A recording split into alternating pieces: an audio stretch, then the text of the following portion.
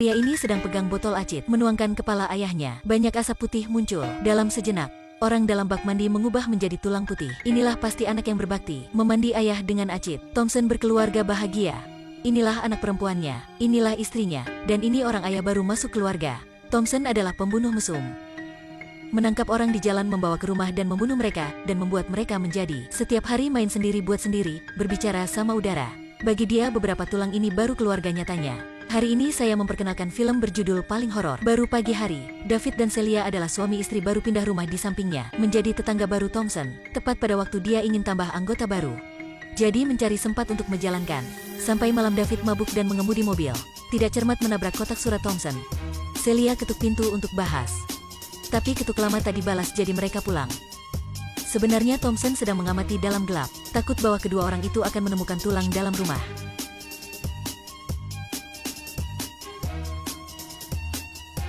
Hari kedua keduanya mengucapkan minta maaf.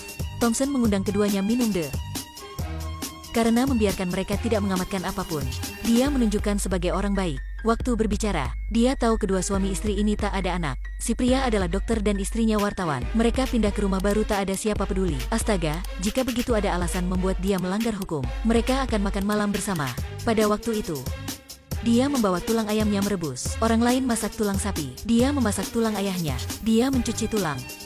Dan dengan profesional menusuknya, itulah selesainya. Dia membawa ke bawah, memperkenalkan anaknya seorang kakek baru. Dalam mata dia, bisa melihat keluarga senang main bersama. Malam itu dia dan istrinya bertengkar. Alasannya istrinya cemburu, karena Thompson suka tetangga itu. Kenyataan juga begitu. Baru ketemu tadi pagi sudah membuat orang lain susah lupa. Inilah adegan susah menggambarkan.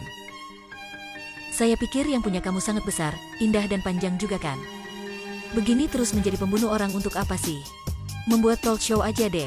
Dia melihat istri sedang marah, jadi ingin mencari ibu mertua untuk menghukumi istrinya.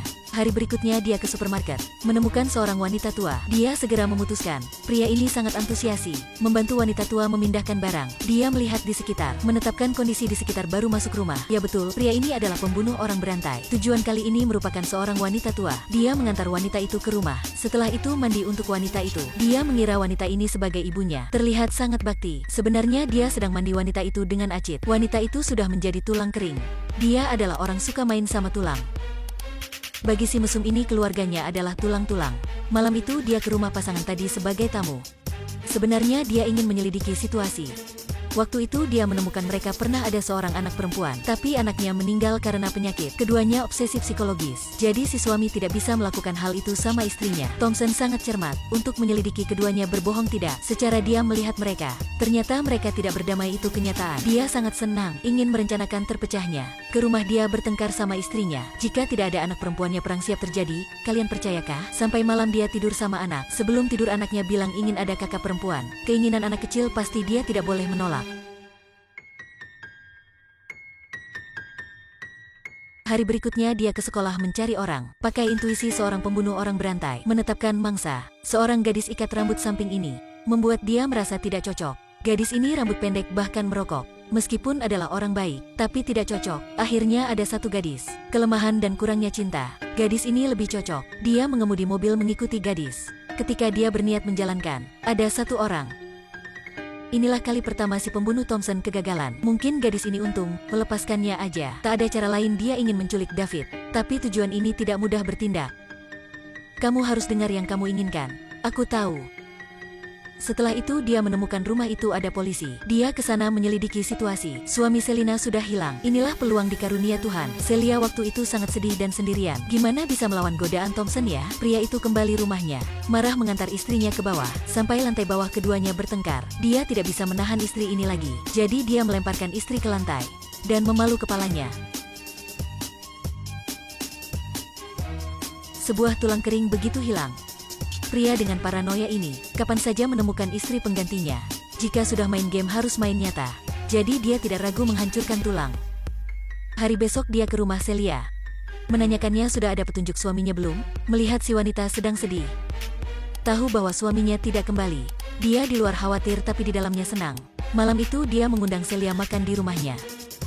Biar Celia keluarkan bayangan psikologis dan berpikir harus menangkap mangsa ini. Dia memesan makanan sangat romantis. Tapi meskipun dia gimana, si wanita itu masih pikir tentang suaminya. Awalnya tidak mau makan. Dia sangat sabar, biar wanita keluar dulu, dan dia mengambil barang. Pasti cara ini masih efisien.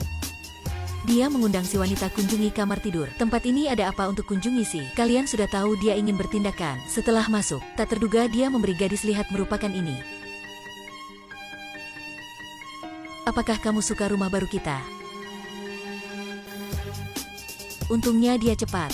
Jadi hindari serangan. Tapi pintu sudah dikunci. Jadi wanita ini masih dikunci dia. Saya akan merawat kamu baik-baik.